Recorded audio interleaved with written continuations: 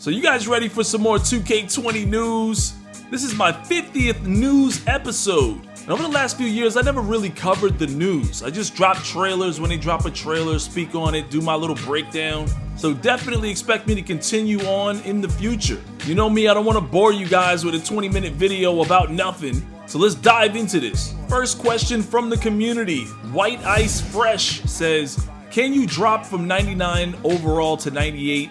And Mike Wang says yes. Now we all know this, but this is important because later Mike is forced to explain with full clarity how it is that you lose your overall rating in 2K20. It's been a little hazy. Next question from Poor Boy Sin. I don't know if this is possible, but I definitely would like the dribble escape back on the right stick than trying to trigger it with the left stick. It seems to not register correctly all the time when attempting to do on the left stick. Mike Wang says, it's too late to get this in for day one, but I'll patch it.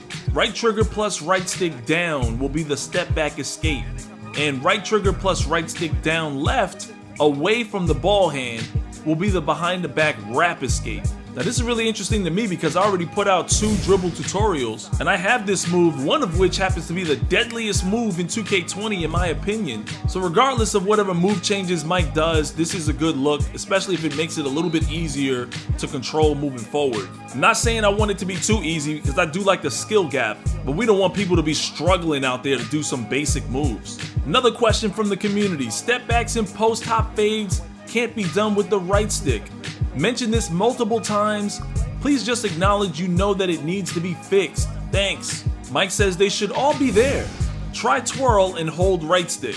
That's probably not the answer that guy wanted to hear. Mike's gonna have to do a dribble tutorial on 2K TV to help fix this guy's problem. Another community question. Hey Mike, as far as shot contest feedback, is the number displayed only indicative of how well you are covered, or is the defender's defensive prowess included? For example, would a 50% covered have the same impact from Curry guarding you than, say, Draymond? Mike says defender ability is included in the coverage score. So the answer is yes. If someone like Draymond, who's a better defender than Curry, gets a 50% contest on your shot, you best believe he's got a better chance at disrupting and making that shot miss than someone like Steph Curry. Plus, I bet he's got the defensive badges to help as well. Young Cirque says, hey Mike, have you guys decided what the cutoff height for slower release speed should be? And Mike said 6'10". So if you're 6'10" and taller, you're gonna have a slow jump shot release this year. That is until someone in the community figures out a workaround. Mike Wang trying to make things clear about the fluctuation between 95 to 99. He says some details on the 95 to 99 end game of NBA 2K20. You level up or down based on wins, losses, and on-court performance, not teammate grade. It's a new evaluation system that's more stat-based, like Takeover. Wins are more heavily weighted in Park and Pro-Am, while performance is more heavily weighted in My Career.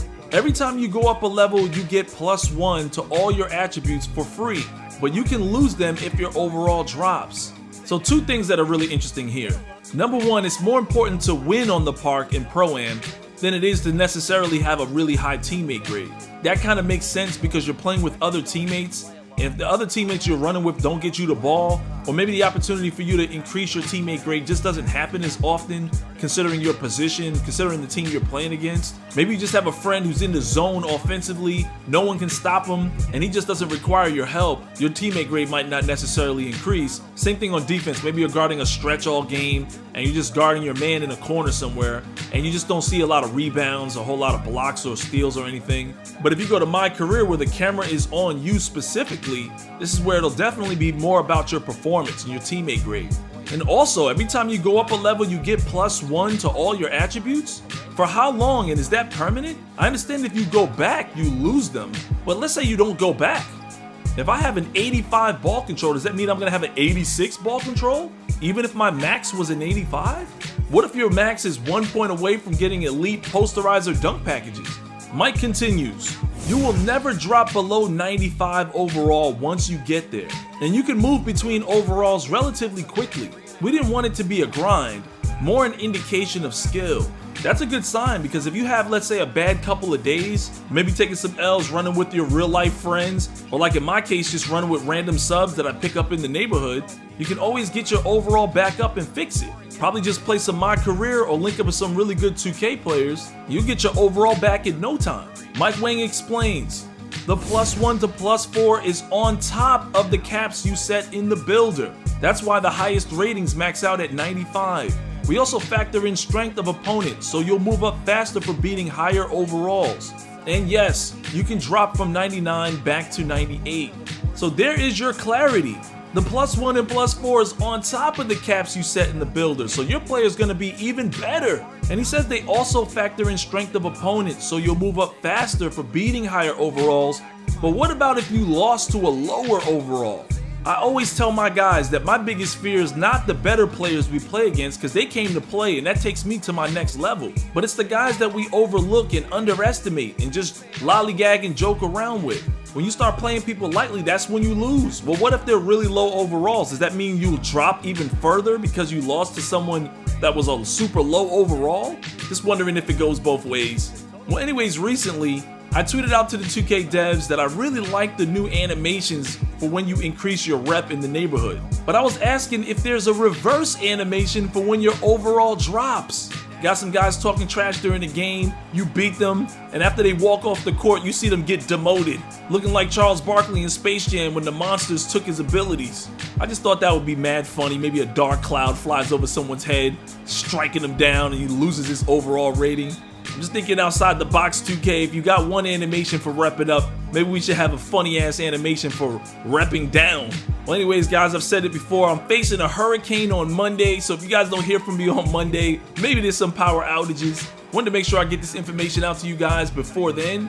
Let me know what you guys think of all this in the comment section below. Smack that like button to show your support. Make sure after you subscribe, you turn on notifications for more news, and I'll see you in the next one. So shout out to the Shake Squad, 90 Gang stand up. You know who it is. If you don't, it's your boy Shake.